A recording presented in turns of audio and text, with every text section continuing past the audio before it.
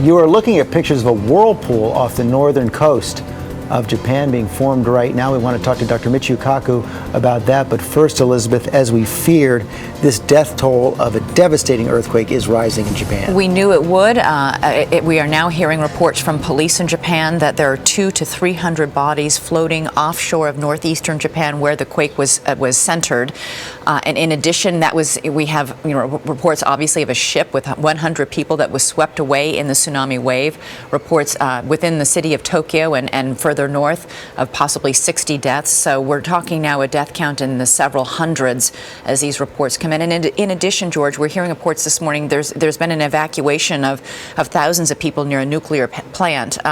Japanese officials say the coolant system isn't working correctly. They say there is no leak. Our own Martha Raddatz is reporting that her sources are telling her Japanese officials are very concerned about this. They are presenting a calm face to the public, but they are very concerned about this. That's right. They've issued a state of emergency in Japan, but they say that's just for precautionary reasons. But as you say, U.S. officials are telling Martha Raddatz that they are very concerned about this right now. Let's go back to those pictures of the whirlpool right now. Dr. Michio Kaku and that's giant. It is a giant whirlpool we're seeing off the coast of Japan. What exactly are we looking at? What is a whirlpool?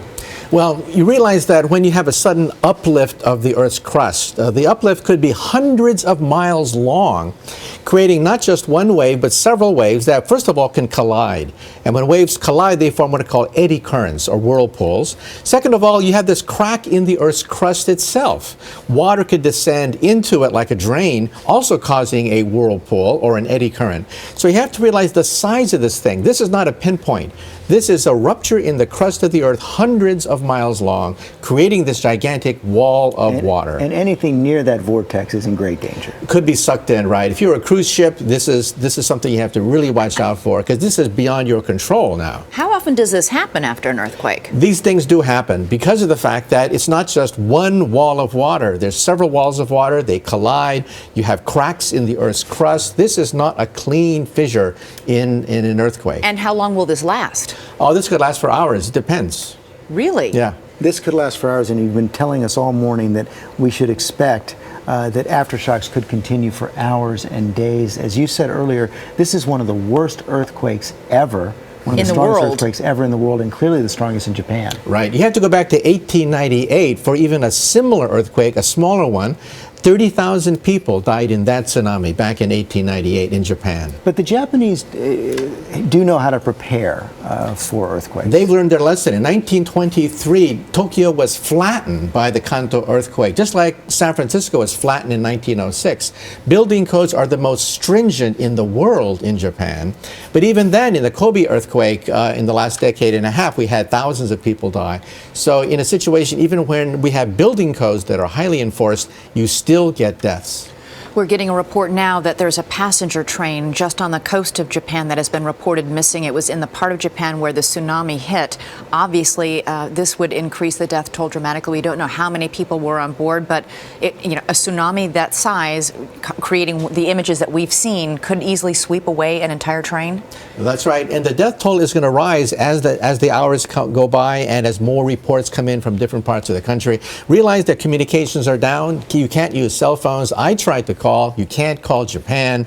Therefore, we don't really know what's happening in many isolated areas. How many new preventive measures were taken just since the Indian Ocean earthquake in 2004 that might have made a difference here and might keep the death toll down?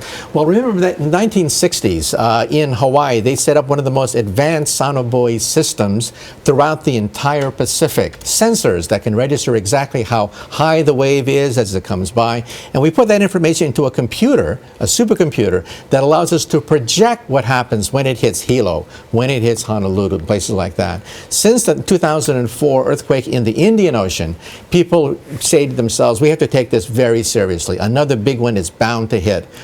And it has. We're just about out of time, but I want to ask you a quick question. We saw that earthquake just a couple of weeks ago in New Zealand. Is there any way to know if that's connected to what's happening in Japan? They're both on the Ring of Fire, this Yeah. earthquake-prone zone. It's hard to tell, but we have this ring of fire going from the Philippines through Japan to Alaska to Chile. We think that what happens in one sector of the ring does not affect other sectors of the ring. But it's hard to say. You know, it's black magic trying to predict the course of earthquakes. Not physics. Okay, Chukaku, thanks very much.